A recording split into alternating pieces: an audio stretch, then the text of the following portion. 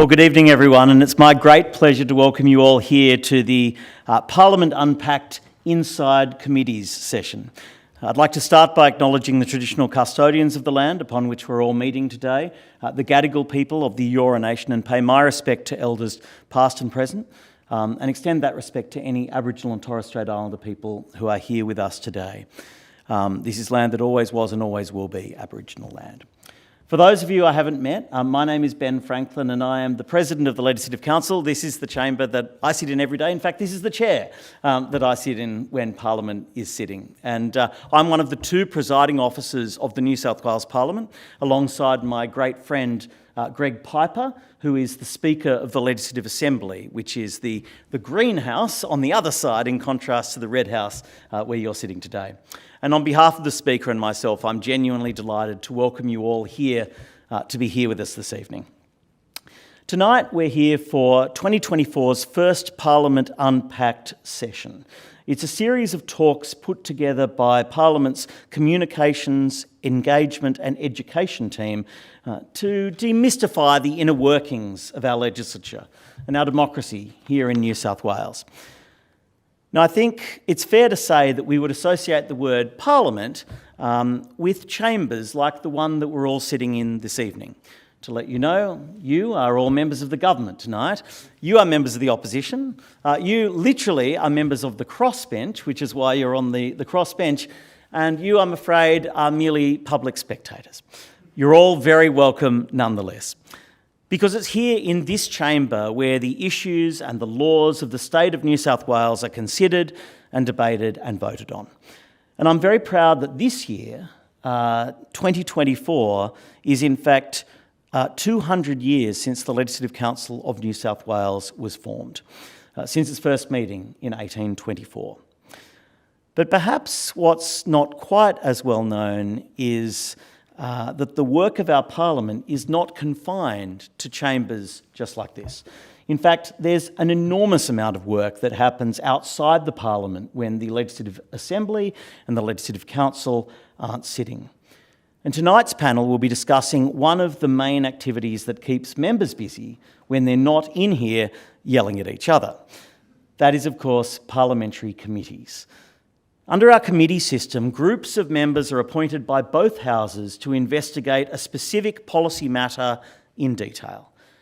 The idea is that by working in smaller groups, the Parliament will be able to examine multiple matters at the same time with greater efficiency.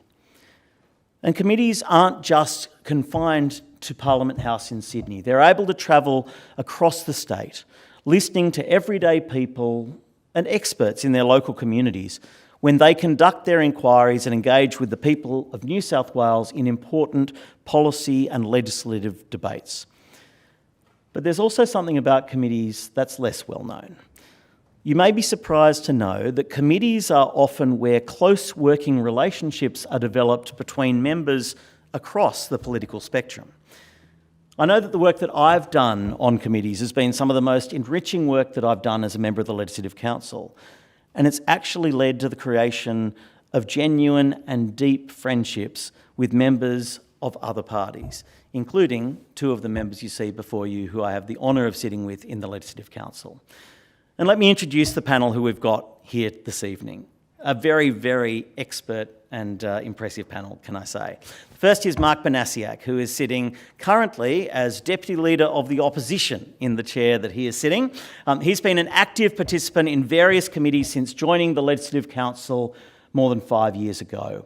He's currently involved in 6 committees and he chairs the Upper House Portfolio Committee number 4, which focuses on regional New South Wales. Abigail Boyd is sitting in the Leader of the Opposition's chair. She's been a member of the Legislative Council since 2019 and brings her expertise and her dedication to, at last count, I think, 9 committees. And she chairs the Portfolio Committee number 3 in Education, as well as the Public Accountability and Works Committee of the Legislative Council as well. Our third member, sitting as Deputy Leader of the Government today, is Ray Williams. Ray was first elected in 2007, so he's a veteran of this place. And he served on many, many committees, too many to name, as well as a very successful minister in the previous government. Ray is currently serving as a member of the Legislative Assembly Committee on Transport and Infrastructure. Finally, as the Leader of the Government this evening, is Sally Quinnell. Sally was elected as the member for Camden in 2023 and wasted no time in immersing herself in the world of committees. She's a member of multiple Legislative Assembly committees and the Deputy Chair of the Committee on Environment and Planning, as well as the Select Committee on Residential Tenancies Amendment Rental Fairness Bill 2023. Can I thank all four of our committee members, our members of Parliament from across the political spectrum, for taking the time out to be here during a very busy period when we're about to start another sitting week in Parliament tomorrow. On this panel, you will have years of experience and knowledge, and I'm sure that tonight's discussion will be highly informative, engaging, and hopefully entertaining. But tonight, I'm here to ask one question. Don't you hold back either. Please feel free to ask whatever questions are on your mind, because being inquisitive, asking questions, is at the heart of what we do on parliamentary committees. So thank you all for joining us here tonight in the Legislative Council chamber. Thank you so much to our guests for providing the benefit of their wisdom and their knowledge. I hope you have a lovely evening, and I'll now hand back to Joseph. Thank you once again.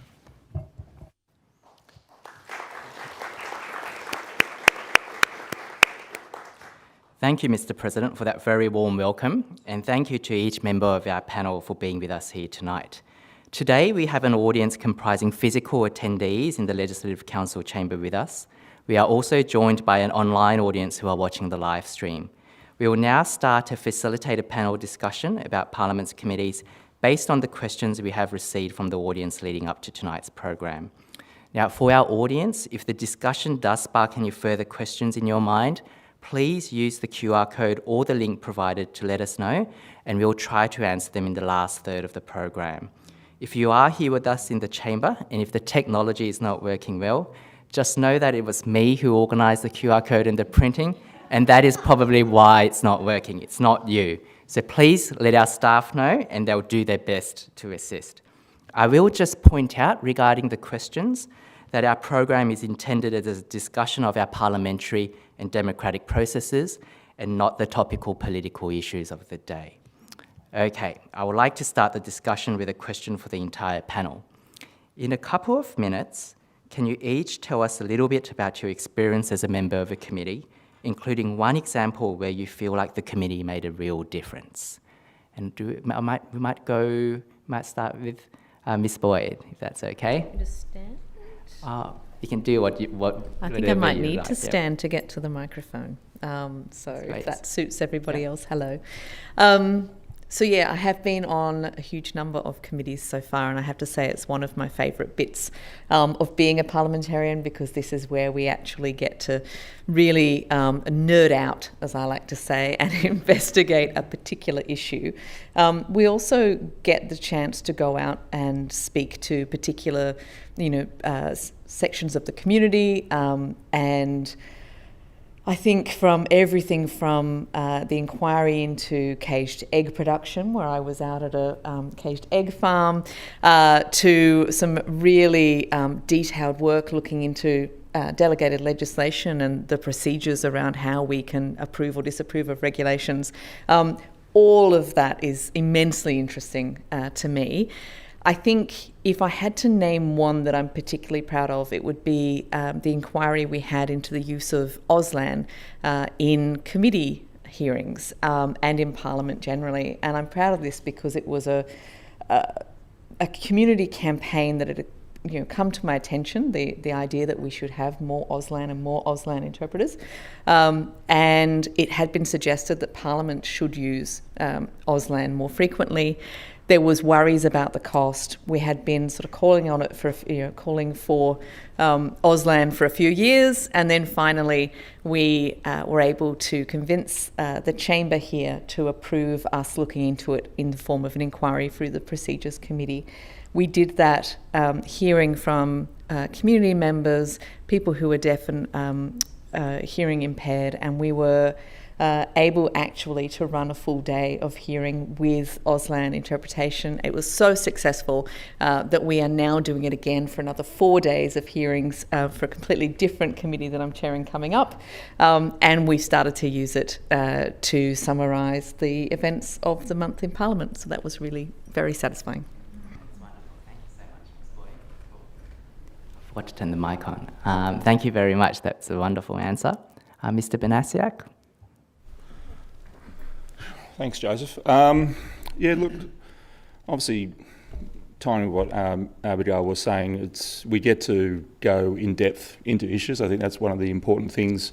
Obviously, in the chamber, we're limited in terms of being able to ask questions, how we can ask questions, how we receive those answers. But I think one of the really great things about committees is you get that immediate follow-up. So if you're really trying to get to the nut of an issue, you can ask that first question, you hear that answer, you get that feedback, and you can fire off another question and really go into depth. And I think that's where committees has an advantage over the interrogation that we do in this place and the other place over there.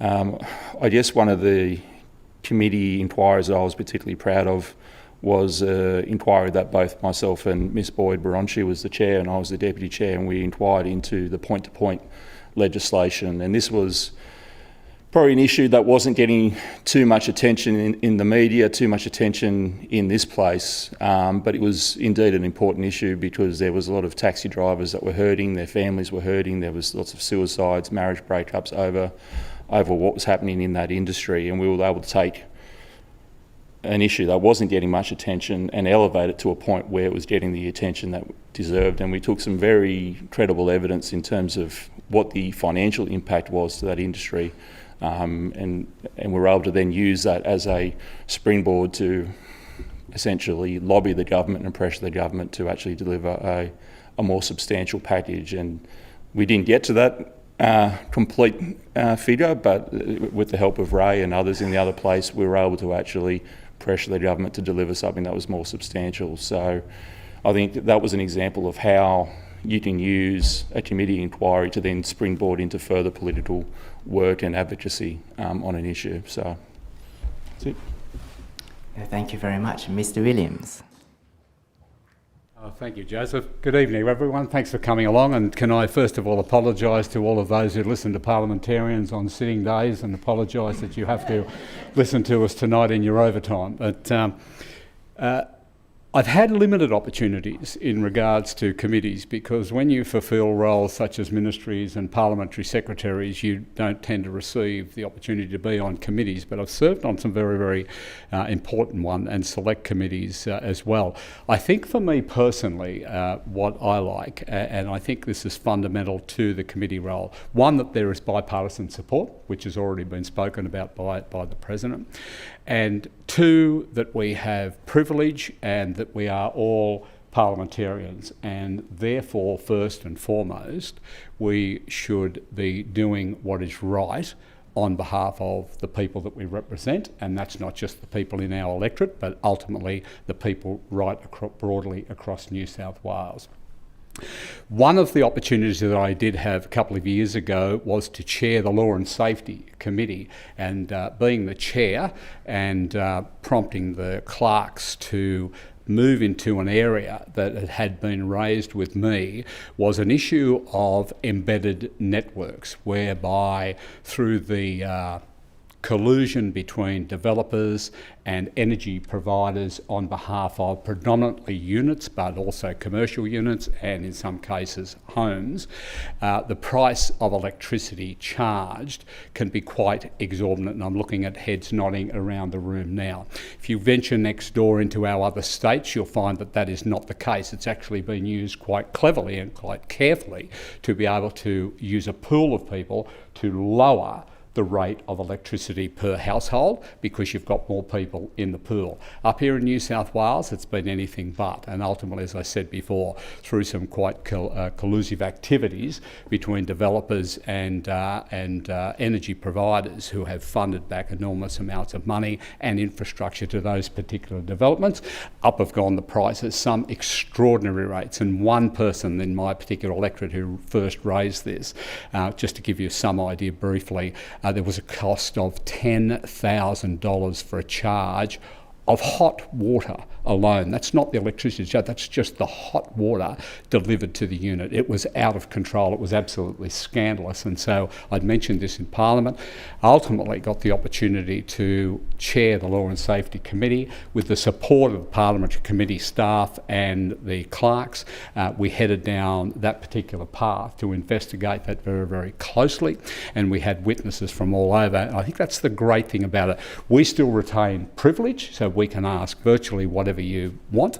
You can't defame anybody, and I think in that particular circumstance it was very, very good. And then it becomes public, and when it becomes public, and it's still public to this day, people can look at it, they can look at the efforts, and also the government of the day can make up their mind, are they going to do something on behalf of the broader area of the community who are affected? And ultimately that's what the previous government attempted to do. It still hasn't been altered yet. However, through that advocacy and that very, very wide publicity, I can tell you now that the majority of those electricity providers have pulled their heads in, but there's still a bit of work to go. But that's just one example, and I certainly value the support of committee and particularly the parliamentary staff, which allow you to deep dive into those particular issues and usually get a great outcome. Thank you very much. Mrs. Quinnell. Thank you, Joseph, and thank you everyone for being here tonight. I've got a relatively fresh idea of committees. I've only been in Parliament for a year, so I haven't had that many full, complete circle moments in my committees. They're all in the middle of something. But one of the things I love about committees is the ability to do a deep dive and hear from experts, and experts in their field, but also mums and dads who have an opinion about a certain issue. And one of those issues that I found particularly interesting to deep dive into was offshore drilling.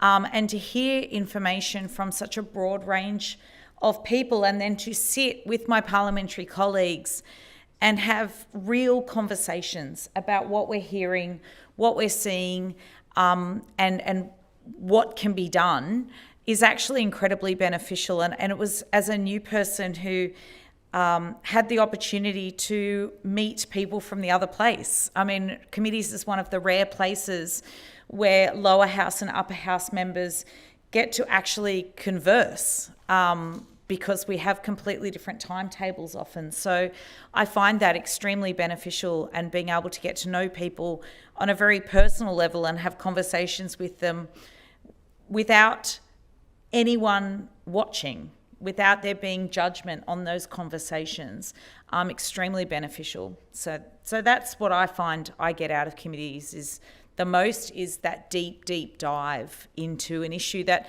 might not necessarily affect my constituents, not be front of mind for them, but that you get to sort of go into that a bit further. No, thank you very much, members. The next question's we have two questions, in fact, regarding the public's involvement in committee processes. So this is the first question. The former federal member for Fraser, John Langmore, described committees as having the potential to be the backbone of democracy. He said this because he thought committees, done right, will involve the public in important decisions. Do you think our current committee system is doing well in this regard?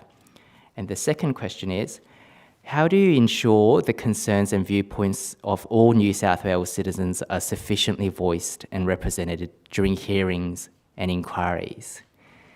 Would anyone like to have a go with this question? Yes, Mr. Vanasiak. Excellent. Well, look, I think the first part of the first question, I think we are serving what that former politician said in terms of committees. I think we do provide that opportunity. It's not just experts that get to appear before inquiries. Quite often it's private individuals that have a deep passion for an issue that they're pursuing. Quite often you find that there's some really fantastic individuals that are just everyday people, but because of that passion, they've taken it, harnessed it, and maybe set up a not-for-profit or have set up a special interest group that is really trying to drive change. And I think we do really well in drawing those different groups out, and some of those stakeholders become regular appearers before our committees, because there's a lot of crossover in some of the issues that we deal with. And the second question was, Joseph? So I've forgotten already. The second question was, how do you ensure the concerns and viewpoints of all New South Wales citizens are sufficiently voiced or represented? Okay, sure. In So obviously there's multiple ways that we can receive evidence from an inquiry. So obviously, first of all, it's open for submissions, written submissions, for people to write in. Obviously, if people aren't great at writing long pieces of work, we have online questionnaires, we have surveys that we can use to collate that data as well. And then obviously there's also the physical evidence where we have people appearing before committees, or when we go out on site visits as well, we can take evidence that way. So we really have a lot of different touch points in terms of taking that evidence. And I think I would generally say we do a fairly excellent job in making sure we bring in a broad audience. So. Thank you. Yeah. Ms. Bowen? Thank you. I think the effectiveness of a committee depends on, or of a particular inquiry depends on the members involved, and we do get a whole range of different types of inquiries in terms of their effectiveness. So you can start an inquiry because, a bunch of people have come together from across the political spectrum and decided that there is sufficiently different views on something that we should all come together and really work it through. I'm thinking of things like the coercive control inquiry that we ran, that was a joint select inquiry in the last term of Parliament, where there was real willingness from all sides of politics to come together to work that through. And in that case, there was a lot of outreach where the committee went out to different locations and got views of the community, and also allowed a sort of, divergent views to come in so that we got sort of every side of the story. And it was, I think in the end, it was about 8 days of hearings. So you go from something like that, but then on the other side, you can get inquiries into particular bits of legislation or topics that are seen to be more of a delaying tactic. And sometimes people can lose interest in those inquiries, and I think we do run the risk then of having an input from the public that's not necessarily then making its way into the end result. So unfortunately, politics does get involved in there. So it's not always, not all of these inquiries are made equal. But I think in terms of another example of what sort of, I'm just looking at the question that was, around the sort of how much influence individual members have from a committee on the way an inquiry is run. Everything is decided by the committee. The chair has a bit of discretion, but ultimately it can be checked by whoever is on the committee. When we did the abortion law reform bill in 2020, I believe, there was again that real willingness for everybody from around the political table to come together, and again we had that opportunity for lots of different people from different parts of the community to put forward their views, and no stone was left unturned. I think again that's an example of where each member can have quite a significant say, and then as a result of that we get the community having quite a good say, but it's not always the case. It really depends on the political will of the time.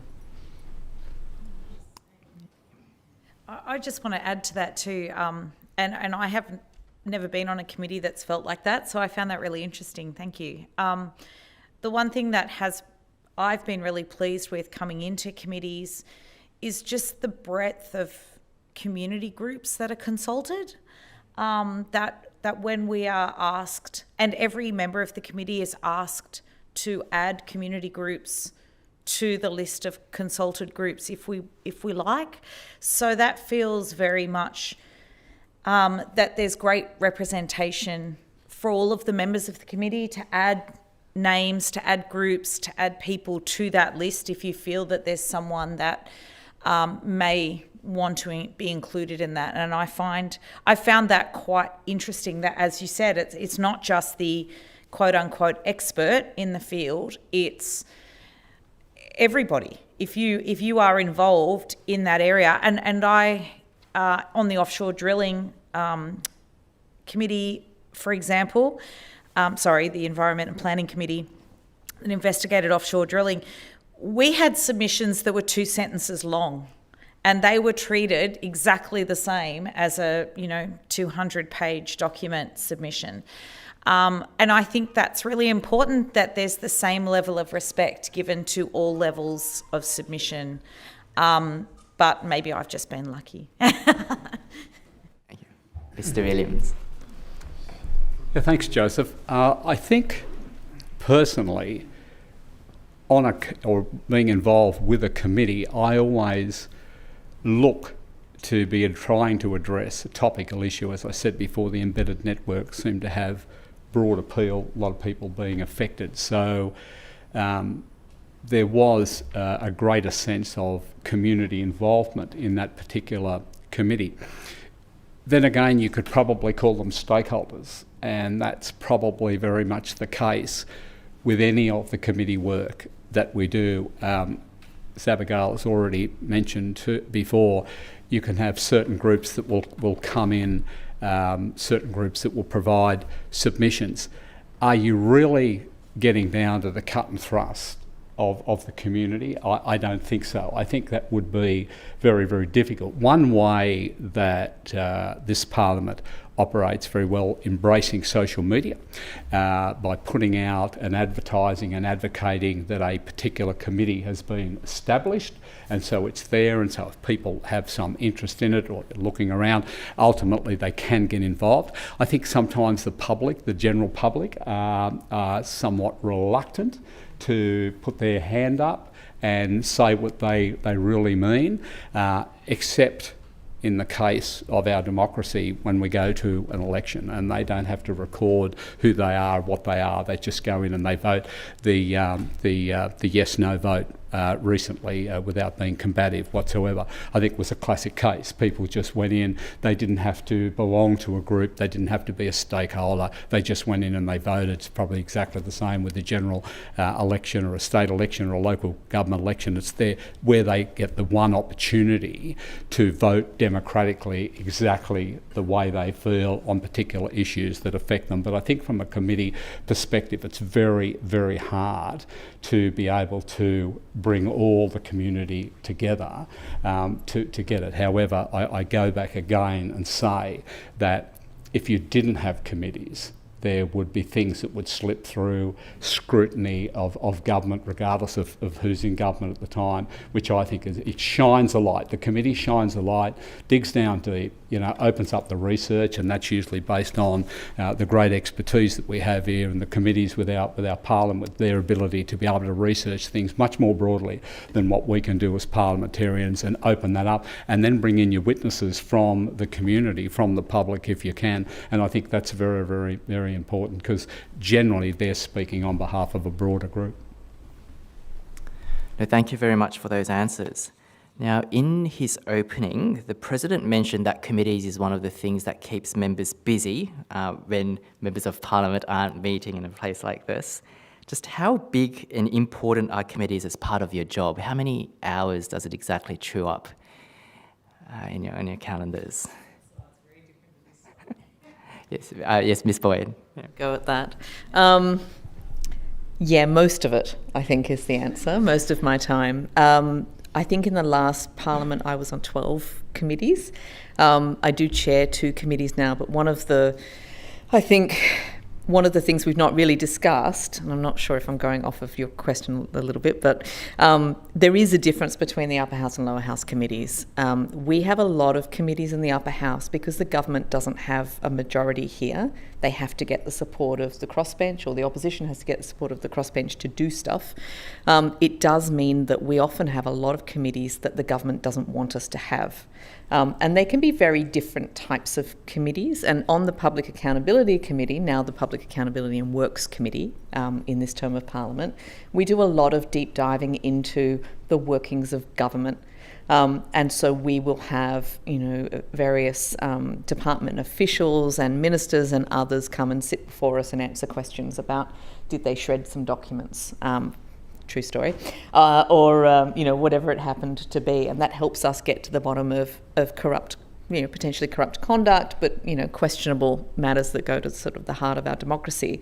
In order to do that, we have to do things like calls for papers, which is where we get boxes and boxes of documents through order of this House from departments that we then have to read through.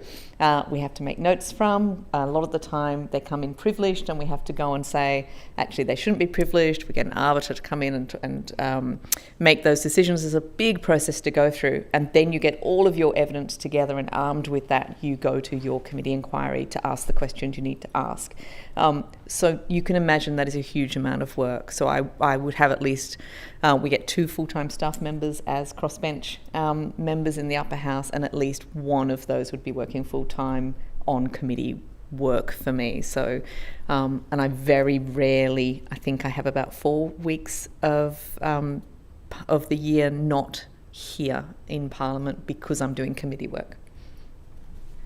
Thank you very much. Would anyone else like to add to that answer? And then we'll go over to the lower house. I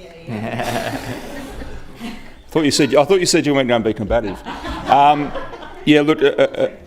Look, I agree with Abigail. I think last Parliament I was on also 12 committees, and some of them were running multiple inquiries at the same time.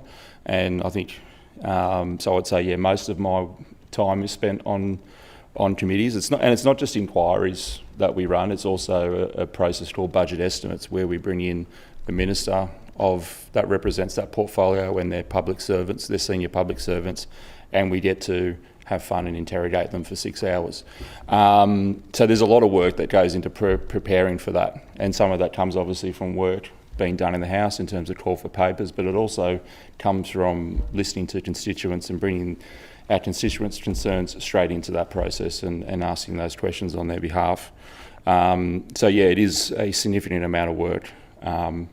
I've probably since rationalised some of that work from last Parliament. I'm not on quite as many committees because it does take a toll. And if you're doing the committee work process justice, then you actually got to have the time to actually look at some of these issues deeply. And when you're on 12 committees and you've got multiple inquiries going all at once, sometimes you don't. And some of them are really important, and some of them require a lot of reading and on stuff that we're not familiar with. I recall the inquiry into the use of coal ash was one of those inquiries where I think there was no political game. Everyone was generally inquiring, going, what the hell do we do with this stuff that is coming off our coal-fired power stations? And so there was a lot of reading involved in that sort of topic, a lot of technical reading that we had to get our heads around. And that takes time if you're going to do it justice. So,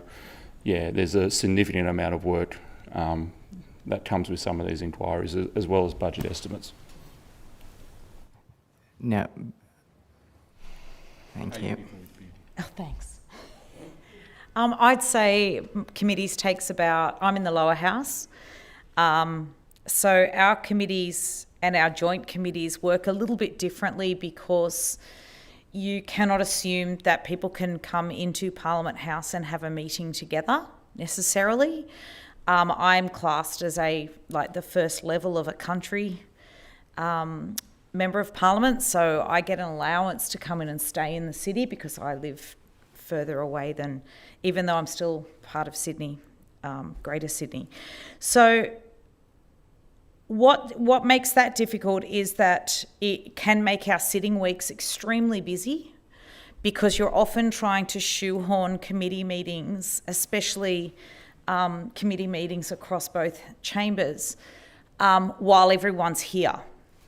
So, but having said that, I would say that committees take up probably between 10 and 20% of my time, because the other 80 to 90% is electorate work in the electorate. So it is a very different sort of relationship with committees. I find committee work very much complete opposite of what you were saying. I have 3 full-time members of staff and none of them do committee work. I do it all myself because it's all here in Parliament House. So what can be difficult about that is while you're trying to prepare for the sitting week, you might get a 300 pages, say, of document submissions that has been received to your committee, and you have 5 working days to read that and get ready to, deliberate as a committee at the busiest time of your time here. So that's actually where I find committee work the most challenging.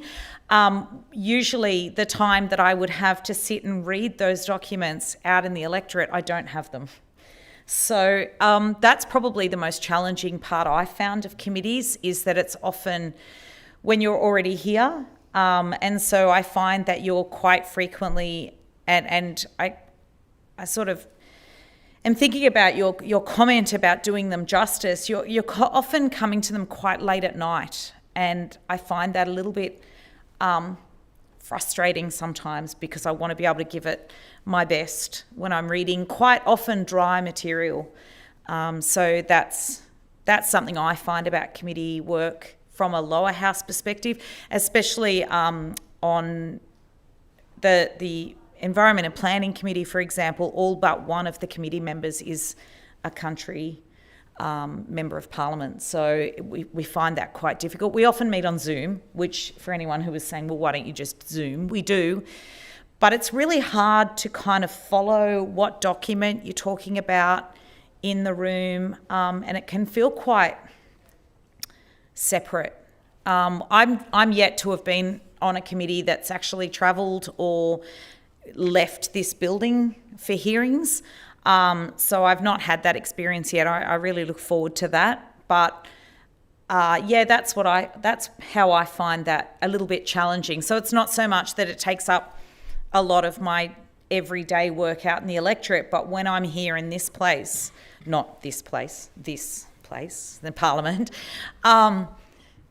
that it is sort of you're trying to find space to do your committee work at the same time. No, thank you very much. And Mr. Williams, the 2 upper house members have mentioned budget estimates. Can I also ask, in addition to the questions that's already been asked, what's it like for ministers when it's estimates time? What did you think of it when you were a minister? Was it something you looked forward to, or kind of prepared for with a sense of doom? Perhaps? You have to be a strange kind of person to enter politics. Can I say I absolutely relish budget estimates, and I say that hand on heart, and I really do. I think one of the most important aspects, especially once you're in government, is that you know your stuff. Whether you're a PALSEC to a Premier, in which case then you want to know broadly a lot of stuff, because very, very frequently the Premier would be saying, well, you go out and meet with these group of stakeholders, and that could be 3 and 4 times a week. And people would often ask me, as the PALSEC for the Premier, what do you do? And I say virtually everything that the Premier doesn't want to do, but that's not quite true. A Premier can be very, very busy as well, and I've been to some of the most extraordinary places and met the most extraordinary people, and I very much relish that role. But as a minister, I think it is absolutely fundamental that you're across your brief. And if you are not across your brief, then you deserve to be criticised when you're not. Now, does that mean you know everything? No, you don't. But if you don't know something, you're far better to say, listen, I'll take that on notice and I'll come back to you and get you an answer and try and get an answer back to those people, whether it's the media, whether it's someone in the public. But you really want to know what you're talking about. It doesn't matter what portfolio that is. And I can well remember having disability services at a time, and we transitioned this state to a full NDIS, and that model was very, very good. It took the federal government to screw it up, but ultimately the state government put that concept in place, and it was a very, very good concept on behalf of 140,000 people who have a permanent state of disability in New South Wales. It is acronym riddled. There are so many acronyms across that, and I'm looking at the parliamentary members that are here, but you had to be across that, because in different stakeholder meetings they'd be asking you different things and they'd be raising the acronyms, so you had to be across that. But you also had to be across all of the people, all the care providers, and ultimately, as I said before, I will be your greatest advocate, and that wasn't just the greatest advocate on behalf of, importantly, the people with disability, but also on behalf of the providers and the people that were providing homes. And there were so many different aspects, and I used to say to them, if you're a provider of wheelchairs and you can't get a wheelchair to a person with disability, well let me know, because I can play a role there. Ultimately, we're there to help everybody so that the whole thing works. I think it is absolutely fundamental. So I know we've got away from where we were, but I just love, Joseph, I've got to say, I love the thrill of budget estimates. I like to think that I know my stuff, and I'm quite prepared to stand there and get ridiculed and get pulled to pieces in relation to that. But I think that is a very, very important role on behalf of any minister. No, thank you very much. Thank you very much, everybody, for those very interesting answers. Now, we've got about 15 minutes left, and quite a few questions have come through the Slido, so it's good to know that it's working. So I'll turn to these questions now. Is there a role for barristers to assist a committee in cross-examining witnesses in hearings? And if not, how do you, as lay people, kind of prepare yourself to cross-examine people who may not necessarily wish to cooperate in good faith? Any takers? I used to be a teacher.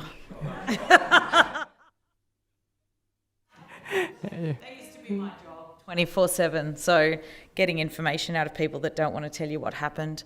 No, look, honestly, you can get advice too at any stage. You can ask for formal advice. But generally speaking, I think you're asking the question on behalf of any man, any person. I think you start to pick up when someone's not being entirely straight, and I think that if you have done your preparation and read your documents and read your submissions, and you've got a wide-ranging lot of submissions, you start to cut through, So I think that you start to get to know, but there are enough people in this building, I think, with law and teaching experience that can kind of get through that. There's a few of us here, so yeah, that helps. Yes, Ms. Boyd. I think in the last term of Parliament, when I first started, I was very fortunate to have a number of people that I could watch and observe, whether they were particularly good at it or particularly bad at it. I could sort of take my tips and work out what sort of style I wanted to adopt. But I think that's part of that time it takes. If you know that you've got a particularly tricky person that you need to get, say a whistleblower's told you something about a particular government official, for instance, and you're trying to really get something out of them, you have to sit down and really plan that out in your head. Sometimes I talk it through as a staff member, but I work that out because I know where I'm trying to get to. But if you just went in there cold without having the opportunity to have that prep time, then it's not going to work. Mr. Benassia. Thank you. Yeah, also was a teacher and a deputy principal, so I'm very familiar with interrogating kids that don't necessarily want to give up what they've done. And so I've become very adept at the double back. And look, I think one thing Abigail says is quite correct. You know, you do, if you're dealing with a very difficult witness, you do have to plan it out, and you know, and it does take some time. And I recall an example where I had to plan that out for a department witness about a very sensitive issue about a fisheries officer who was caught fishing illegally in a sanctuary zone, and then decided to say that he didn't know he was fishing in that sanctuary zone. So then I had to step out the evidence and say, well, you wrote this book on fishing in the area, you did this, you did this, you did this. And he was actually quite the expert on fishing in that area. So how he didn't know he was in a sanctuary zone, well, that's a debate for another time. But it took time to actually step that out in terms of the process of how I would tease that information out of a public servant and a minister. I guess the other important person we should mention in our house and the other place, we have clerks who are very helpful in providing legal advice, and if they don't know it, they will seek that advice on your behalf in terms of how you can navigate tricky issues. Because when you're dealing with parliamentary privilege, when you're dealing with witnesses who may be or may be subject to non-disclosure agreements with employees or employers, it can be tricky to navigate how you can take that evidence and still obviously protect parliamentary privilege and also still protect those witnesses. So yeah, the clerks of the parliament are a fantastic resource, but generally we don't necessarily use barristers to cross-examine. The witnesses can have barristers present to assist if they so wish, but it's generally not a real done thing, to be honest. Yes, Mr. Williams. I think the last thing this Parliament needs is any more lawyers entering its doors. Matter of fact, I actually would be happy to move that motion tonight if I could get support from everybody, and we just exclude any legal representative. There's enough of them in my party, and I know full well, I mean, we lead the banner in relation to lawyers. I think what you've heard from everyone around the table is that these guys do a far better job in questioning witnesses in front of a committee than you will ever see a barrister. Barristers are far too nice and polite and friendly. Ultimately, these guys will get down to the absolute guts of the issue and won't be frightened to ask the question. And I think that's the important thing. As I said before, I think it's important that we have privilege. If I could say one thing, and I think Abigail already alluded to it, is that these people, they swear an oath when they come in here. We swore an oath when we came in here to always do the right thing on behalf of our communities that we represent, honestly. And I just wish there was something that could hold those people to that oath, because you know full well that there are many, many questions sometimes that you're asking that you are not getting back the questions. But the one thing I would say is that is where the public really comes into it if they're interested, because they can smell a rat. You can smell straight away. If someone's not giving you an upfront answer, you can get it. And I think that's where the publicising of the committee's work, and it's out there and it's on the web for everybody to see, if they're not going to stump up and give the right answers, they'll be found out straight away. So I think there's that scrutiny that's applied more broadly than just the Parliament. I think the public also has that scrutiny, and I think that's a very, very good thing, shining a light. Thank you very much. We have a few questions regarding submissions. If someone is interested in a matter and is writing a submission, what kind of things can they do to stand out and make sure that their submission's a good one? Yes, Ms. Boyd. Yeah. I'm going to be very brief, because if your submission is very brief, it's likely to be read. If it's long, that's okay. Put a summary basically of what it is and what your recommendation is at the front, because although we're all very diligent, not everybody reads all of the submissions, and that's incredibly helpful. Does anyone have anything to add? Mr. Williams? Yeah. Very, very briefly, you always love it when you get the submission, and dear Mr. Williams, I've voted Liberal all my life, and so have 6 generations before me. I mean, that's really, as much as that's heartwarming, it's not going to cut the mustard. But ultimately, as I've said to people before, if you want to get a politician to read something, get it on one page. I mean, you can always add to that, or they can pick up the phone and they can contact you. But get the important stuff and get it on a page. If you send us a document of 5 or 6 pages, whilst you people might find that that's onerous to read, I can tell you with the amount of stuff we've got to read, that's onerous. And if you can get it on half a page and you can bold print the really important stuff that's there, tell you what, it's going to have a very, very big impact. So yeah, I'm happy to receive anything. I read all the emails and the letters that come into my office, and I always have in 17 years, and some of them, they take pride of place. They get tucked away in a drawer that nobody will ever see, ever again. But ultimately, it packs a punch regardless of what topic it is. So keep it short, keep it brief, keep it accurate. Excellent. So brief. It sounds like the way to go. I have a question about becoming a committee member, and it's touching on the point that we have a couple of members who served on 12 committees simultaneously. What was the process involved? Did you volunteer or were you volunteered? It depends on whether you are a government or opposition member, in which case there are a certain number of positions that need to be filled, and I understand that sometimes people are on ones they don't want to be on. They're on way too many. From a crossbench perspective, it's much more... So at the beginning of this parliamentary term and at the last parliamentary term, there are 2 spots on each of the portfolio committees, and we work across the crossbench to try and get, and with the opposition and the government, to try and get a good sort of spread of crossbenchers on each of the committees.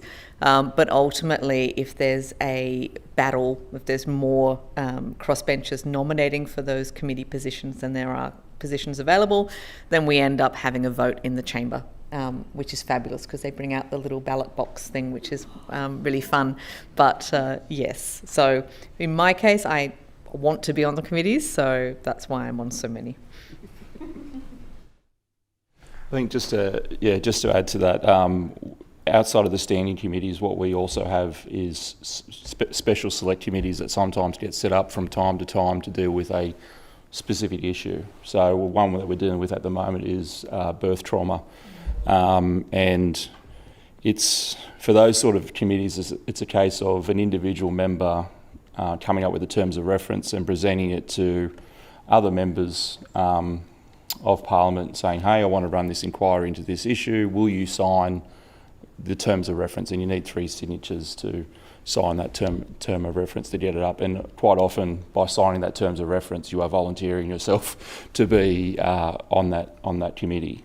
So I guess there's sometimes where you actually are volunteered on behalf of your party to represent on that committee, and there's obviously sometimes where you volunteer and say, hey, I'm really passionate about that issue, I'll jump on that committee and help you investigate it. So there's places for both of those. Thank you. Sorry, Mr. Williams, did you want to add? I think this is a question from a member of the public service. Do you have any tips for public servants involved in committees? How can we best support our minister who's involved with an inquiry?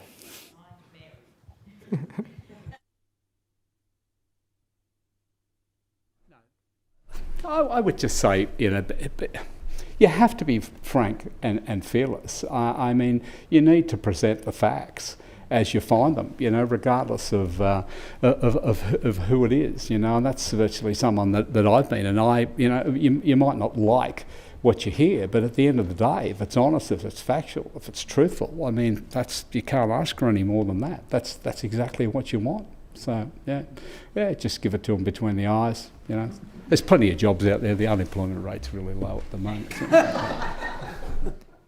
Yes, Ms. White? Very briefly to that, if you lie, you are likely to get caught. And I think, whether it's whistleblowers through the public, whether it's someone with a bit of a keen eye, they will come back to you. And there have been plenty of public servants who have been undone by budget estimates and other processes. So it's always easier just to tell the truth. Yeah, an excellent tip. And I think this could be, given the time, our last question, and I think it's my favourite question. Overall, committees, is it worth it? Yes, it's 100% worth it. I don't have as many, obviously, but just the opportunity to dig deep, to investigate something that needs deeper investigation, and the opportunity to work across political lines, across chambers, it's absolutely one of the key parts of this building.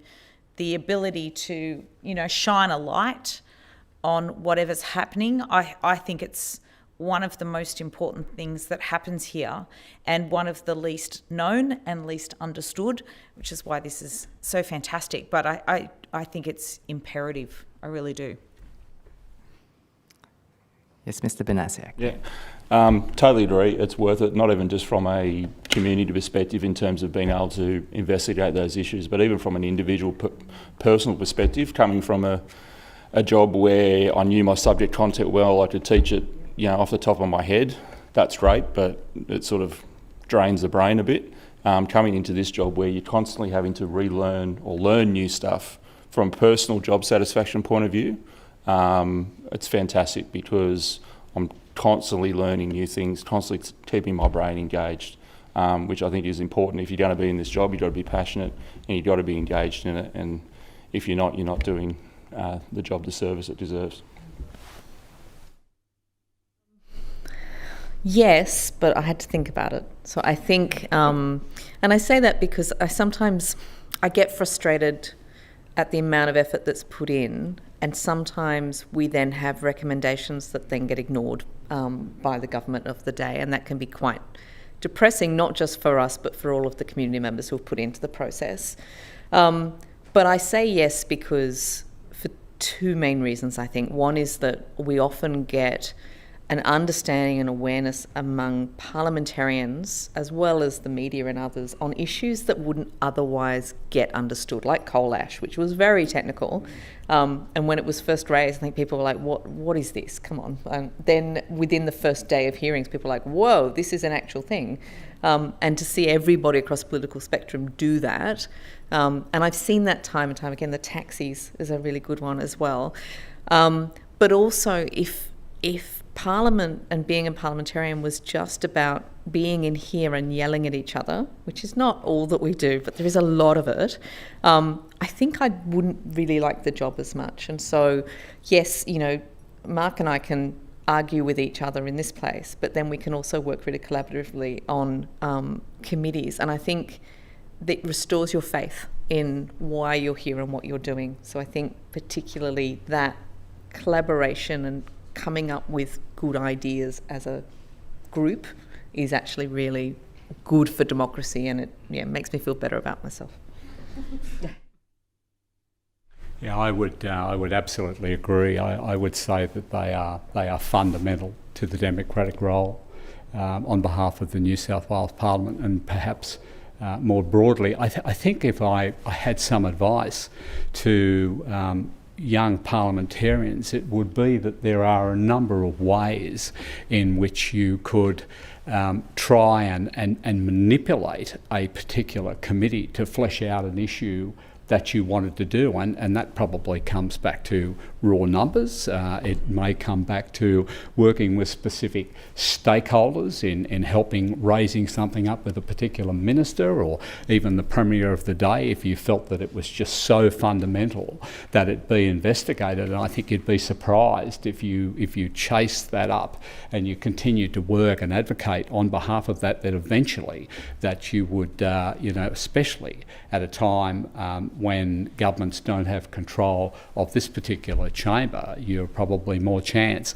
at getting a committee. And I remember one when we came to government in 2011, just as a small example, I was asked particularly to be on a select committee to research and investigate the problems in relation to the car repair industry across New South Wales, which had been in decline for many, many years, and it largely came down to money between insurance companies collaborating with certain amounts of repairers. And this fundamentally is about the safety of the vehicles that you and your families drive on the road after them being repaired following an accident. And that's pretty important, because there's a lot of vehicles out there on the road that are driving around that have had an accident. You want to make sure that they are repaired to a pre-accident state. And there were thousands and thousands that weren't, and we exposed that through that particular committee. And ultimately the cars that you drive around today, the cars that you buy, the cars that your family are mixing with on the roads are now repaired to that particular standard, and they weren't before. So like I say, if you have that passion and that commitment to do something, just keep on following it and progress it until you get an outcome. It's up to you. You're a representative of the people, and that's what your job is while you're here. Thank you very much, everybody. And it is now 6:30, and I'm afraid that's all the questions we have time for tonight. I am aware that there are a few questions on Slido that we didn't get to, but we'll try to write a blog addressing those questions and provide an answer for you that way. So Parliament sits tomorrow, and our members have joined us at a very busy time for them. Could everyone please join me in showing the panel our appreciation for the effort and time that they've made for us tonight?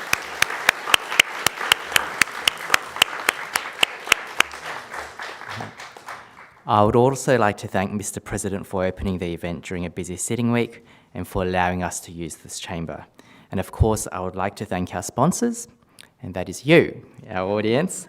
Thank you for coming and participating. Our events and our democratic institution wouldn't work without engaged citizens such as yourselves. I'll be very quick before I let you all go. I'll be emailing all of you a short survey on how you found tonight's event. It would be great if you could complete it, because it's always helpful to get constructive feedback. Our next talk will be on the 7th of May. It will be another Parliament Unpacked on exploring the various oversight bodies that exist in the state. We'll be updating our website with more information on that event soon. And lastly, as I've mentioned before, the Parliament building is now closing. We will all have to be escorted out of the building. So please exit this chamber using the doors you've entered from, and follow staff instructions as they guide you to the exit. Thank you again for coming, everybody, and I wish you all a good night. Thank you.